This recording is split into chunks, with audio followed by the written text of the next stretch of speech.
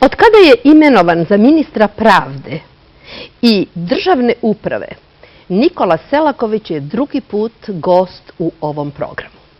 Ono što sam zapazila kada se obraća uopšte, to je ovo što vam pokazujem sada. Različito, decidirano, jasno. Šta, ko, kako, u kom roku i sa koliko novca je potrebno da uradi da bi cilj definisan strategijom bio ostvaren. To je prvi put da imamo akcioni plan čiji je predlagač Ministarstvo pravde i državne uprave, koji ostavlja gotovo nepostojeći prostor za bilo koju nedoumicu ili prazninu kako će doći do ostvarenja nečega. Nedoumica sigurno da postoji. A znate gde postoji nedoumica?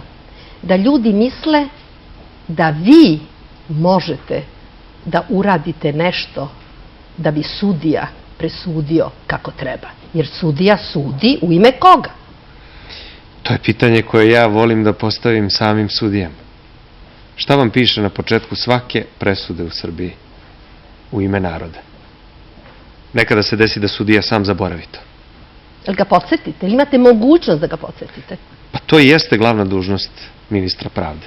Da sve koji rade u pravosuđu podsjeća na glas tog istog naroda koji od svih nas koji smo vezani za pravosuđe bira jedino ministra pravde. Znate kako? Vas biraju građani. Znači građani... Na posredan način, tako je. Znači da građani od vas očekuju mnogo pravde, mnogo suštine, skraćenje rokova u sudnicama, a vi morate da naterate sudije da izvršavaju svoju obavezu i da se suoče sa time da oni nekada odlučuju o ljudskim životima, o ljudskim sudbinama, a ne da ostave u fioci i da stalno jedan predmet vraćaju.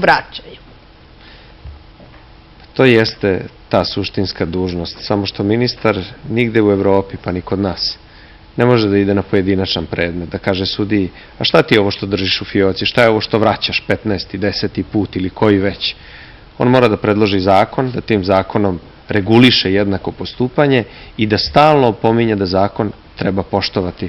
Onda se pitamo kakav je to sistem u kome morate da terate sudiju da poštuje zakon, pa valjda je sudija taj koji je dužan da štiti zakon, valjda je sudija taj za koga postoji jedino zakon, slobodno sudijsko uverenje i narod u čije ime sudi.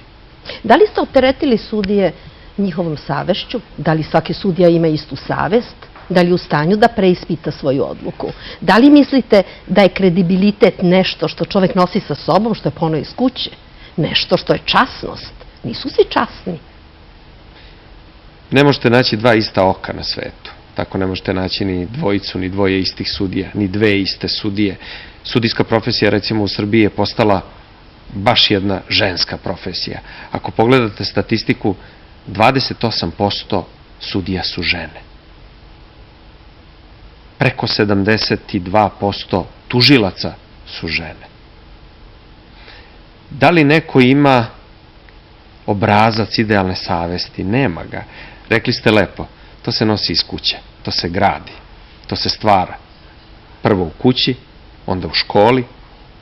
I zato su to dve ključne institucije jednog društva. Vi kada dođete u situaciju da postanete sudija, vi ste rezultat onoga što su vaši roditelji stvarali, što je vaš učitelj stvarao, što su vaši svi profesori stvarali, a vi ste bili ono plodno ili neplodno tle gde se to zapatilo i prolazili kroz cilu i haribdu, različita iskušenja da biste ostali šta?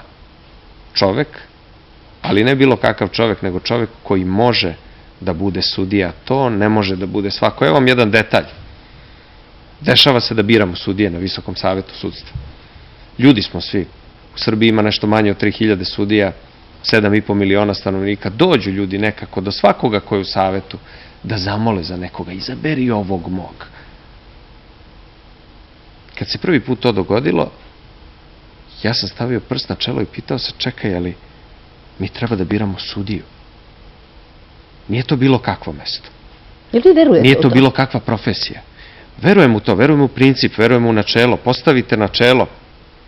Nekada ni vi nećete biti zadovoljni krajnjim ishodom, ali budite zadovoljni što ste postavili načelo, što postoji kriterijum, što postoji pravilo, što postoji jedan sistem vrednosti. To je ono što je u Srbiji poljuljano, to je ono što u Srbiji postoji u obrisima, to je ono što u Srbiji stvaramo i gradimo. Gospodine Selaković, jel vi znate da građani koji vas sada slušaju, ja vama verujem da vi to tako mislite.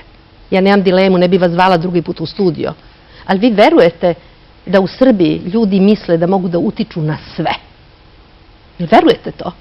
Da uvek misle da mogu da nađu neki način drugi. Ja ću vam reći, moj otac je bio lekar-hirurg, zazvoni mu telefon i neko interveniše. On spusti slušalicu i znate šta kaže? Oni misle da ću ja sada njega drugčije operisati. Svatate, postoji nešto što je profesionalnost, koja se kod nas izgubila negde. Treba nekog znati, treba nekog poznavati.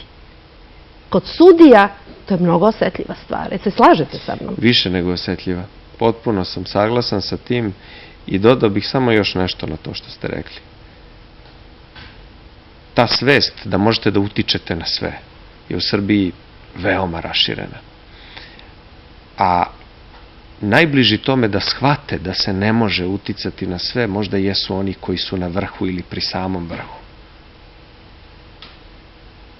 A upravo se misli da oni mogu sve. Ne mogu ljudi sve, ali sistem koji ljudi uspostave, pravila, norma, to može sve. Dobro, prikazujete sebe relativno nemoćnim, ali ću vam nešto reći, da imam pouzdane informacije da se sudije od skora vrlo mnogo kontrolišu, da se ulazi u proveru njihovih odluka i da se radi na tome da postanemo jedna vrlo pristojna i objektivna zemlja. I ono što je mnogo bitno, to upravo rade oni koji su najkredibilniji među samim sudijama. Oni između sebe, je li tako, vrednuju? Uvek se zna. Tako je.